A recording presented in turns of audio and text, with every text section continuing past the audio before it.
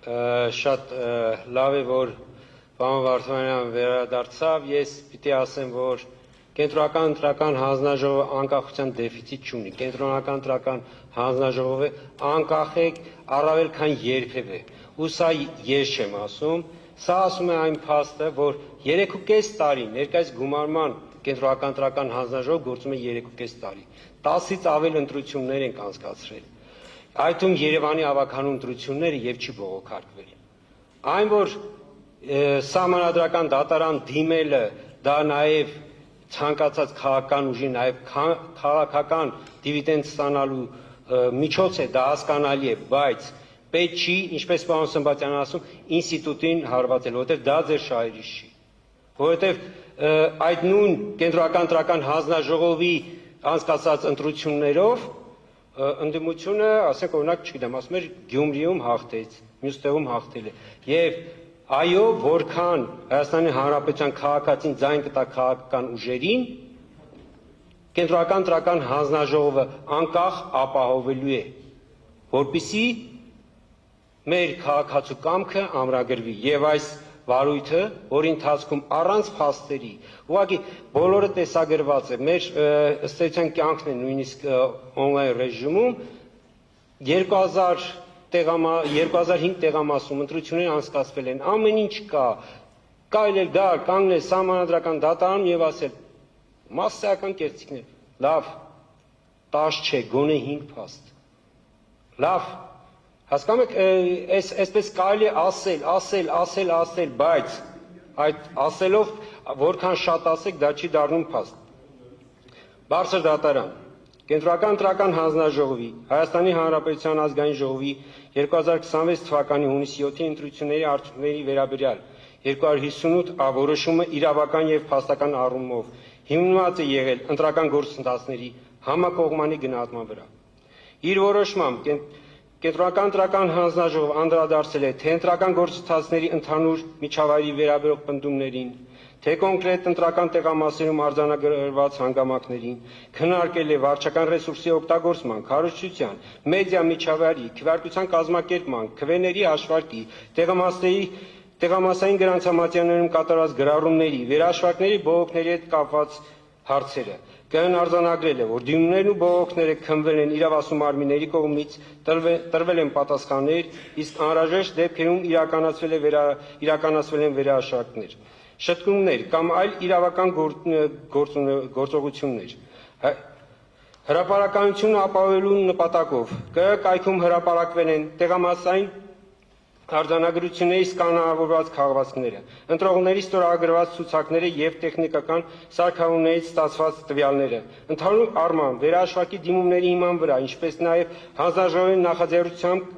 կենտրոնական ընտրական հանձնաժողովի պահանջով նաեւ վերահաշվարկվել է 637 ընտրական տեղամասի արդյունքներ, որպեսզի փարատվեն ստացված դիմումներով արտացոլված բոլոր մտահոգությունները։ Կենտրոնական ընտրական հանձնաժողովը եզրահանգել է, որ դիմումներում ներկայացված պնդումներով չի հավաստում այնպիսի խախտումների առկայություն, որոնք կարող էին ազդել ընտրությունների ընդհանուր արդյունքների վրա։ Միաժամանակ այն տեղամասերում, որտեղ առկա են եղել բավարար հիմքեր կասկածի տակ դնելու քվեարկության արդյունքների արժանահավատությունը, արդյունքները ճանաչվել են անվավեր։ Պարոն Նովակիմյան, մնաց 5 րոպե խոսքի ավարտին։ Թիվ 12-13 ընտրական տեղամասի արդյունքները անվավեր են ճանաչվել, այն հիմքով, որ քվեարկության օրը ողջ ընթացքում բացակայել է ընտրությունների մասնակցող ազգային ժողովրդավարական բևեռ համահայկական կուսակցության թիվ 8 քվեաթերթիկը, թիվ 35 կոտորակ 65 եւ 10 կոտորակ 51 ընտրական տեղամասերի արդյունքները անվավեր են ճանաչվել կենտրոնական ընտրական հանձնաժողովի նախաձեռնությամբ։ Թիվ 35-65 ընտրական տեղամասի դեպքում գրանցամատյանում արձանագրվել էր, որ ժամը 20:00-ից հետո ընտրական տեղամասի դուռը փակված չի եղել, եւ քվեարկությունը ավարտվել է միայն 23:38-ին։ Նույնաբնույթ իրավիճակ է արձանագրվել նաեւ 10 կոտորակ 51 տեղամասում, որտեղ քվեարկությունը ավարտվել է միայն 21:22-ին։ Այստեղ գրավոր տարբերակում մի փոքր քանոր ժամկետը չի վարել, ես ուղղակի անցնեմ առաջ, այնտեղ հիմնավորումներ 48.1 հոդվածի կենտրոնական ընտրական հանձնաժողովի լիազորությունների իրացման։ Արդյունքները անվավեր ճանաչելու իրավական հետևանքները։ Վերոնշյալ 3 ընտրական տեղամասի արդյունքները անվավեր ճանաչումը ինքնին կասկածի տակ չի դնում ընտրությունների վերջնական արդյունքները։ Հակառակը, այն ցույց է տալիս, որ ընտրական վարչահայությունը առանձնացրել է կոնկրետ խնդրահարույց տեղամասերը, չեզոքացրել է դրանցում տեղի ունեցած ընտրական օրենսդրությանը չհամապատասխանող քվեարկության հնարավոր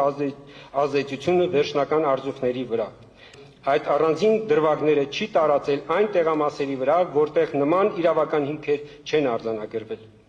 Համավեր ճանաչված 3 ընտրական տեղամասերի արդյունքները չեն ներառվել քաղաքական ուժերի օգտին տրված ձայների հաշվարկում։ Դրանք օրենքի ուժով արտացոլվել են որպես անճշտություններ։ Հետևաբար, այդ տեղամասի արդյունքների անվավեր ճանաչումը չի խաթարել ընտրությունների վերջնական արդյունքների իրավաչափությունը, հակառակը այն ապահովել է, որ խնդրահարույց տեղամասերի տվյալները չազդեն ընտրությունների ընդհանուր արդյունքների վավերության վրա։ Բարձր դատարան։ Այս վարդի շրջանակներում անդրադարձ եղավ նաև հունիսի 15-ին իմ կողմից տարածված հայտարարությանը, այո, հայտարարությունը իրավական փաստաթուղթ չէ, այն միտված էր իրազեկել մեր հանրությանը, բայց միևնույն ժամանակ բացահայտում էր այն համոզմունքը, որի հիման վրա կայացվել էր կենտրոնական ընտրական հանձնաժողովի 258-ա որոշումը։ Կենտրոնական ընտրական հանձնաժողովը եզրահանգել էր, որ ընտրությունների նախապատրաստման, քվեարկության, ձայների հաշվարկի և արդյունքների ամփոփման ընթացքում չեն հաստատվել այնպիսի խախտումներ, որոնք կարող էին ազդել համապետական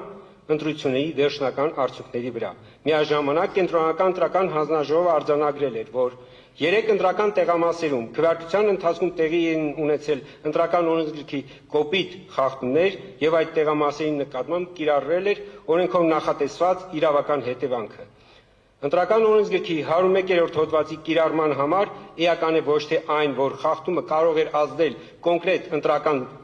տեղամասի արդյունքների վրա, այլ այն, թե արդյոք այն կարող էր փոխել ընտրությունների համապետական վերջնական իրավական արդյունքը։ Այդ ազդեցությունը գնահատում է ոչ թե ենթադրությունների, այլ ընտրությունների արդյունքների հաշվարկային մեխանիզմի միջոցով։ Տվյալ դեպքում 3 անվավեր ճանաչված ընտրական տեղամասի մասնակիցների ընդհանուր թիվը կազմել է 3395։ Ընտրական օրենսգրքի 95-րդ հոդվածի 4-րդ մասի նախատեսված անցողիկ շեմի հաշվարկային հիմքից այդ թիվը հանելու դեպքում անցողիկ շեմը պետք է հաշվարկվեր 1,457,676 թվից 4%-ը բարձրացած թվով կազմելու էր 58,307,04, Բարգավաճ Հայաստան կուսակցության ստացած 58,287 քվեները կազմում են վերը նշված թվի 3,9986 10,000%-ը, այսինքն Բարգավաճ Հայաստան կուսակցությունը այս դեպքում եւս չէր հաղթահարի 4%-ի շեմը։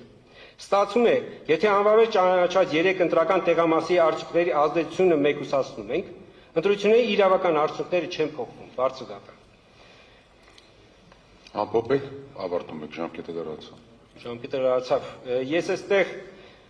գրավոր տեքստում նաև տակտիկական քվեարկության, նաև վերաքվեարկության ինստիտուտին էի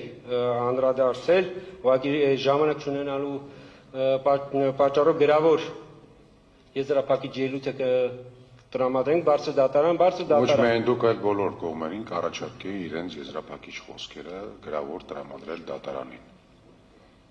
Բարձր դատարան։ Կենտրոնական ընտրական հանձնաժողովը գործել է իրավաչափ, կենտրոնական ընտրական հանձնաժողովի որոշումը իրավաչափ է։ Կենտրոնական ընտրական հանձնաժողովը խնդրում է սահմանադրական դատարանից մերժել բոլոր դիմումները։ Կենտրոնական ընտրական հանձնաժողովը խնդրում է սահմանադրական դատարանից ուժի մեջ թողել իր 259-ա որոշումը, որովհետև այն համարում է իրավաչափ եւ մի վերջի դիտարկում ըստ էության այս դատավարության ընթացքում մեր հարգելի դիմողները ոչ թե ընտրական համակարգի գործողություններն են կասկածի տակ դնում, այլ գործնականում կասկածի տակ է դրվում մեր ընտրողի կամքը, որը արտահայտված է հունիսի 7-ի քվեարկության արդյունքներով։ Ավարտենք, պարոն Հովհաննիսյան, շնորհակալություն։ Շնորհակալություն, բարձր դատան։ Շնորհակալություն բոլորին, շնորհակալություն հայտնում